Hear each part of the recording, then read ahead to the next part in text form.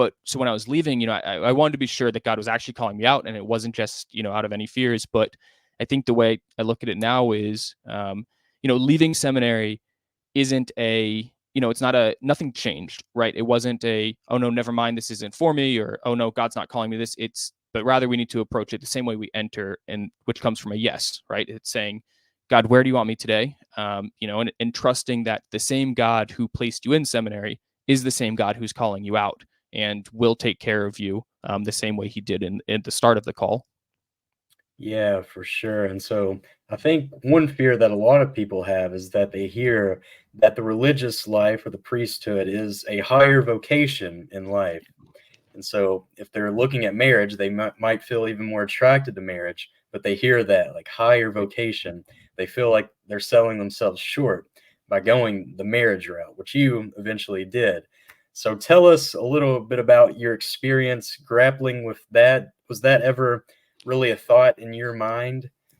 Mhm. Yeah, I think for a little bit. But again, I think that I obviously knew my parish priest and liked him and looked up to him. But I think a lot of my discernment was just born out of a desire to serve, right? I knew that I loved the church. And my prayer wasn't, necessarily about God, show me my vocation. Am I called to priesthood, or am I called to marriage? But it was mainly, God, where am I called? Where can I give back? Right. I mentioned my parish had a wonderful youth ministry program. And I always looked at all the volunteers, right? Some were married, some were just young college kids, right? I looked and I said, God, where do I fit into this? And put me there.